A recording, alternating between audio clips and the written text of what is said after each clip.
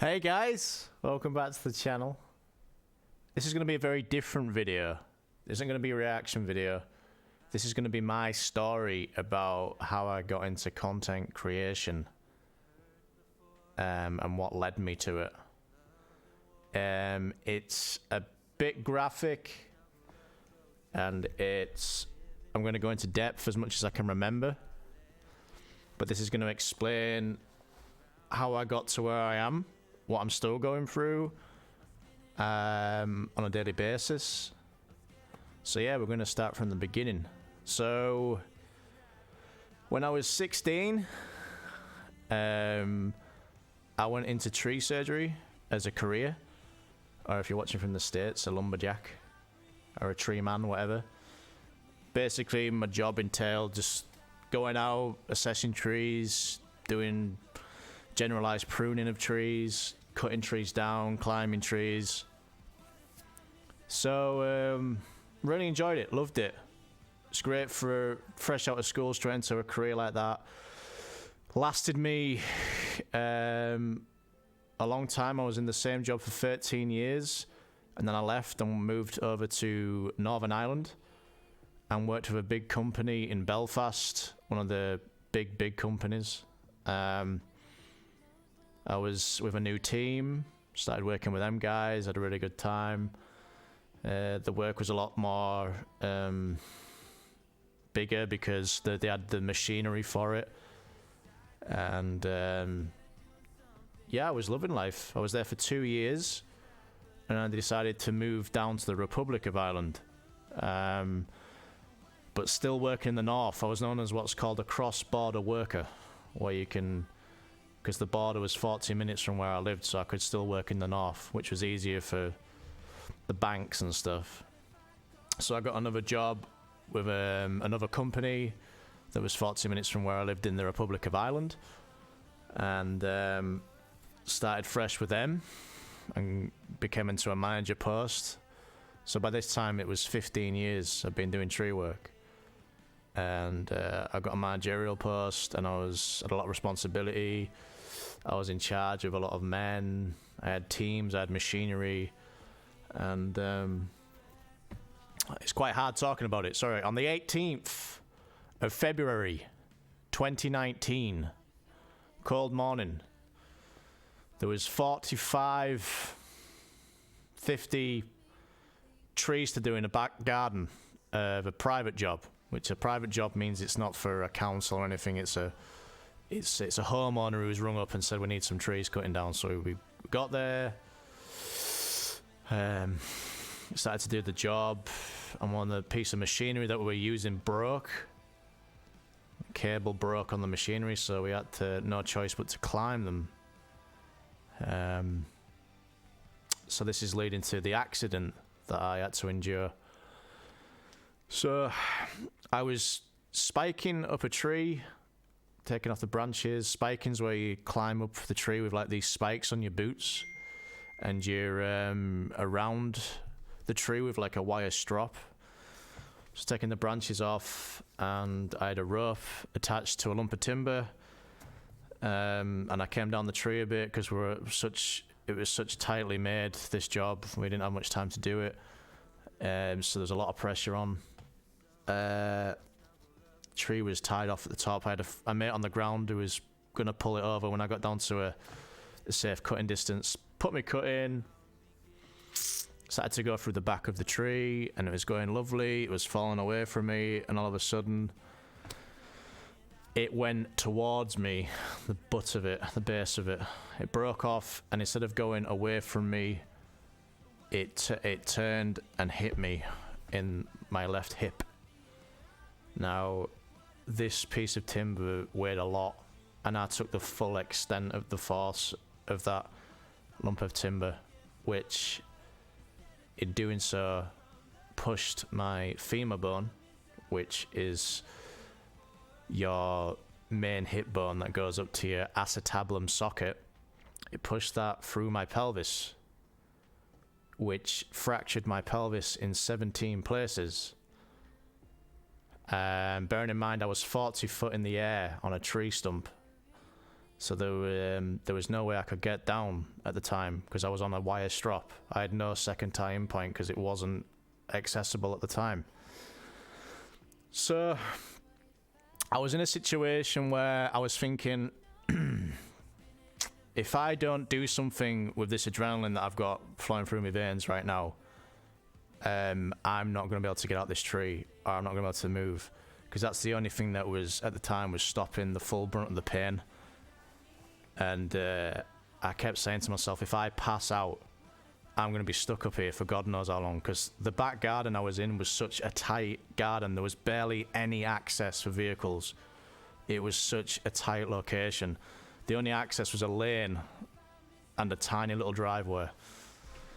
So my guy on the ground, I said to him, I need an ambulance. And I also shouted for my other guy, my other teammate who was in a tree a few trees down.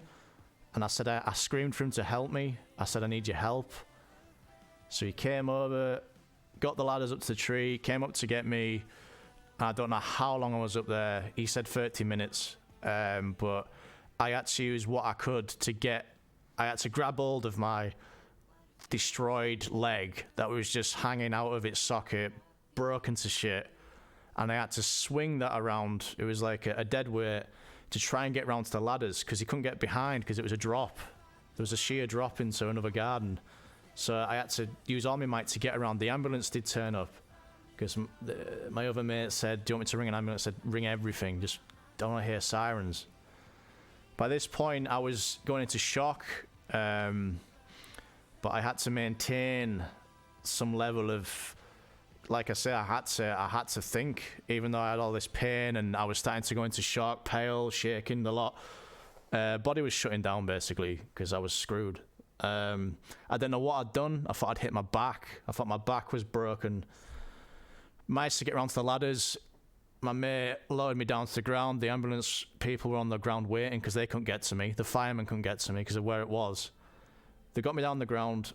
They then started to cut off my trousers, and these are made out of Kevlar, and they had to try and get my harness off me, which was still on me, but they couldn't get it off me because they couldn't get under me because I couldn't move.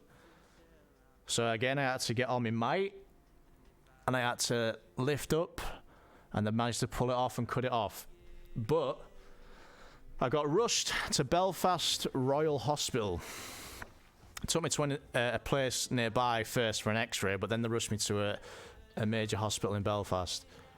I got some x-rays done, and then I went to have 8 hours of reconstructive surgery.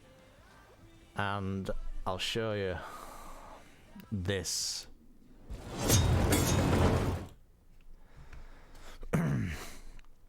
So this here is the acetabulum. So the lump of timber hit me here, which is the hip. You can still see a crack there, look. This is after the surgery. I don't have any beforehand, by the way, because they were pumping me full of morphine. We'll get to that in a minute. So this ball here went all the way through my pelvis, and it was in here. So this was all the way through. And in doing so, it had shattered up here, it had shattered here, it had shattered here, it had shattered all this, all the way under my pubic bone. All this was shattered and floating around inside me. The surgeon said when he opened me up, it looked like someone had smashed the crunchy bar, and there was just bone fragments everywhere. There was no socket left. Everything had to be reconstructed with screws, as you can see here. You can't even see the full extent with this picture. But he's put 2 screws here. This is still in me, by the way. Underneath my pubic bone, under my dick, in other words. And then all this had to be screwed in near the socket. And then there's more screws up here, which you can't see on the x-ray. But yeah, this was fractured or broken in 17 places. He said, the surgeon said the only way to replicate this injury was if someone was stood above me with a sledgehammer and hit me on the hip 4 or 5 times, full force. That would get the same shock that I received. So following this reconstructive surgery, I then had to endure 2 and a half years of chronic daily pain. When I left hospital, I was given a wheelchair, which I had to use. I couldn't walk, couldn't go for a shit. I was a broken man, which started my opioid addiction. Now, for those who don't know what opioids is, they're very good painkillers, but they're also highly addictive because they contain opioids. So when I left Belfast, they put me on short-tech morphine tablets, which I suppose is the equivalent of Oxycontin if you're in America. Oxycontin. I was on a vicious cycle of those, which did help the pain, but still didn't help the pain. I couldn't sleep. I couldn't eat properly. I didn't know I was getting addicted because, you know, you're given these pills by a hospital and a doctor, you think they're legit, and, you know, they're just painkillers. That's all they are until you dig a bit deeper. I went to see my doctor, my local doctor, and he told me to come off these short-tech morphine tablets, and he put me on something called Palexia, which is a very addictive opioid. Very addictive. Again, I didn't know this. I was very naive, clueless, didn't do any research about it. I was too bothered about the pain. So, I was on a cycle of that. If you're interested in opioids and you've got experience in opioid painkillers, please let me know in the comments. Tell me your experiences. Are you still on them? If you are, I'm very, very sorry. I feel for you massively. But, yeah, I was on 100 slow release on an evening, 100 on a morning, and then I was on 50 breakthrough pain tablets throughout the day, which, of course, if you don't know, your body gets very attached to these tablets, and it gets very used to these tablets. So that means you have to keep taking stronger doses for your body to react the same way, which I wanted stronger doses because I was addicted to opioid medication. So I went back to my doctor. He put me on 250 milligrams on a morning and 250 milligrams on a night, and I was still on the 50s. I was having them every 3 hours during the day for breakthrough pain. For those who don't know, that you're at pretty high levels of opioid medication, and truthfully, you don't care about anything else but the tablets. Nothing else matters. And not a lot of people know this at all. I cannot believe how many people do not know about opioid medication and how horrifically addictive and terrible they are if you do not get off them. How they can just ruin your life. Like, completely destroy your life, which nearly happened to me. By the end, I was on the top dose of Palexia. I think it was about 300, and the top dose of the breakthrough pain meds, which I was having as often as I could. They work because they take your mind off the pain, because you've got another addiction that you're just thinking about instead of the pain levels. And when I tried to go cold turkey with them once, and there's no pain like it. It's almost as bad as the pain I felt when I had the accident, because your body has become adapted. It's adapted to these meds. So when you just suddenly stop, your body starts freaking out, shutting down, because you're like, why are you doing this? I wish the doctor had told me. I wish, like, doctors give you a leaflet. Just a leaflet would have done. When you get these tablets, even though I was in horrific pain with my hip, horrific pain, I wish I got a leaflet saying how horrifically addictive these tablets are. It isn't told enough. It's not said. It's not said enough. So, I was supposed to get my hip replacement within the first year and a half, cancelled obviously due to COVID. I was then meant to get it again last February, and it was cancelled again for COVID. So it was cancelled twice. I can happily to report that I did get my hip replacement in November, and I am healing well. My joint is accepted really well. I can now walk without being in chronic pain, which is incredible. I still get pain in the evening when I'm going to bed and while I'm asleep. So I made this video. I didn't script it. I was just trying to tell it. Some people might not give two shits, which I can understand because I'm a nobody. Some people might relate. If you are addicted to painkillers, please do message me or something and talk to me, because I can help you out so much. How my addiction ended, I went to the doctors and he said, to be fair to him, he said, David, if you don't stop taking these tablets, you will never get off them. And he said, if you were in your late 80s, I wouldn't care, but you're a young guy, and I don't want to see you addicted to these painkillers. I could have seen myself, because I wasn't paying for them, but if someone was paying for them, which people are paying for them still, and I can so easily see how people lose the marriage, lose the cars, lose everything, and then go into heroin because it's cheaper, because they are so potent, because they have to be, because they're medically pure. I can just, it's so clear now that I was addicted and I came off them and I'm clean. I can just see how it ruins lives. It's so easy when the other person has no idea about these things. If you're in a relationship or in a marriage and you've got your other half taking painkillers and they're acting a bit different, trust me, they can't help it. It's not their fault. I looking back now, I wasn't me. I was a different guy. I didn't care.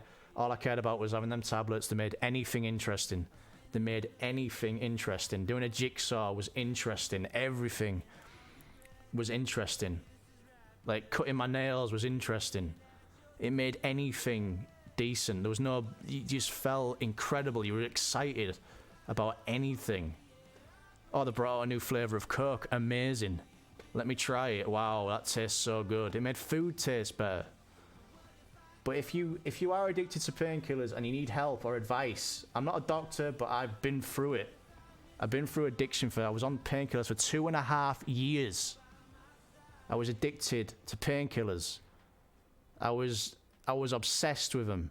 Even to this day, 9 o'clock at night, I get this little flurry because that's when I used to take my tablets. It doesn't go away. Every day I get the urge to take them tablets, but they're not there. And it's horrible.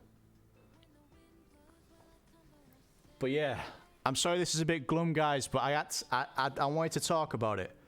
So anybody who asks me now can watch this video, and hopefully, if you do need a bit of help or someone to talk to about opioids or the accident, I'm happy to talk about it. I'll leave all the links to my socials, guys, in the comments. I stream on Facebook Gaming as well. If you are needing to chat, come over and we'll have a good time. I stream every evening at 8:30. But yeah, guys, I appreciate you watching. This is a bit glum, but it's why this led me to content creation. You know, because I had a lot of time on my hands and it helped distract me. You know, it distracted my mind from the opioids and the shit that was going on. But yeah, I'm out of it. No.